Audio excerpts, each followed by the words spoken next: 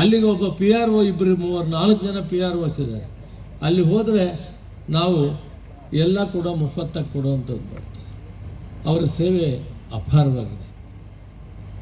ನಾನು ತಮ್ಮಲ್ಲಿ ಕಳಕಳಿಯಿಂದ ಪ್ರಾರ್ಥನೆ ಮಾಡಿದೆ. ಇವ್ರ ತಂದೆಯವರು ನಾನು 91ರಲ್ಲಿ ಲೋಕಸಭಾ ಚುನಾವಣೆಗೆ ಹೋದಂಥ ಕಾಲದಲ್ಲಿ ಕರ್ನಾಟಕ ಪ್ರದೇಶ ಕಾಂಗ್ರೆಸ್ ಸಮಿತಿಯ ಟ್ರೆಸರರ್ ಇದ್ದೆ. ಬಹುತೇಕ ನನಗೆ ಹೆಚ್ಚಿನ ಸಹಾಯ ಮಾಡಿದರು. ಸಾಮಗ್ರಿ ಕೊಡೋದರಲ್ಲಿ, ಹಣ ಸಹಾಯ ಮಾಡೋದರಲ್ಲಿ, ಎಲ್ಲದರಲ್ಲಿ ಕೂಡ ಅಂದಿನಿಂದ ಇಂದಿನವರೆಗೂ ನನಗೆ ಅಪಾರವಾದ ಪ್ರೀತಿ ವಾತ್ಸಲ್ಯ. ಇವರ ದೊಡ್ಡಪ್ಪ ಅವರು ನಿಮ್ಮೆಲ್ರಿಗೂ ಗೊತ್ತಿದೆ, ಜಯರಾಮಣ್ಣರು ಕೈವಾರದಲ್ಲಿ ಮಠಾಧಿಪತಿಗಳಾಗಿ ಸೇವೆ ಮಾಡ್ತಾ ಇದ್ದಾರೆ. ಅವರ ಸೇವೆ ಕೂಡ ಅಪಾರವಾಗಿದೆ. ನನ್ನ ಎಲ್ಲ ಚುನಾವಣೆಗಳಿಗೂ ಕೂಡ ತನ್ನ ಎಲ್ಲ ರೂಪದಲ್ಲಿ ಕೂಡ ನನಗೆ ತನ್ನ ಮನಧನವನ್ನು ಸಹಾಯ ಮಾಡಿದ್ದಾರೆ. ಜೊತೆಗೆ ದೇಶದಲ್ಲಿ ಕೂಡ ಅದರಿಂದ ಸಾಕಷ್ಟು ಜನಕ್ಕೆ ಸಹಾಯ ಮಾಡಿದ್ದಾರೆ. ಸಾಕಷ್ಟು ಜನ ಮಕ್ಕಳು ಬಡವರು ಅವರ ಶಾಲೆಗಳಲ್ಲಿ ಓದ್ತಾರೆ, ಹಾಸ್ಟೆಲ್ಗಳಲ್ಲಿದ್ದಾರೆ.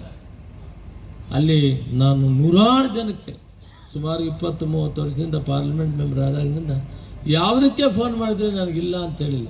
ಕನ್ಸೆಷನ್ ಕೊಡಿ, ಹಾಸ್ಟೆಲಲ್ಲಿ ಸೀಟ್ ಕೊಡಿ, ಇಂಜಿನಿಯರಿಂಗ್ ಕೊಡಿ, ಮೆಡಿಕಲ್ ಕೂಡ ಕೊಡಿ ಅಂದರೆ ಕೊಟ್ಟಿದ್ದಾರೆ. ಆ ರೀತಿ ನಡ್ಕೊಂಬಂದಿದ್ದಾರೆ. ವಿಶೇಷವಾಗಿ ರಕ್ಷಾರಾಮಯ್ಯ ಕೂಡ ಈ ಕೊರೋನಾ ಟೈಮಲ್ಲಿ, ಕೋವಿಡ್ ಟೈಮಲ್ಲಿ ವಿಶೇಷವಾದ ಸೇವೆಯನ್ನು ಮಾಡಿದ್ದಾರೆ. ಮೆಡಿಕಲ್ ಕಿಟ್ಟು ಮತ್ತು ಫುಡ್ಡು ಎಲ್ಲರದ್ದು ಕೂಡ ಕೊಡುವಂಥ ಕೆಲಸವನ್ನು ಕೂಡ ಮಾಡಿದ್ದಾರೆ. ಅವರು ಸಮಾಜ ಸೇವೆಯಲ್ಲಿ ತಮ್ಮನ್ನು ತಾವು ತೊಡಗಿಸ್ಕೊಂಡು ಅತ್ಯುತ್ತಮವಾದಂಥ ಸೇವೆ ಮಾಡಿದ್ದಾನೆ.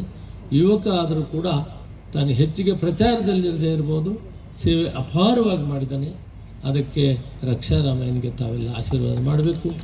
ಕಾಂಗ್ರೆಸ್ ಪಕ್ಷಕ್ಕೆ ನಾವು ಆಶೀರ್ವಾದ ಮಾಡಬೇಕು ಅಂಥೇಳಿ ಈ ಸಂದರ್ಭದಲ್ಲಿ ಹೇಳ್ತಾ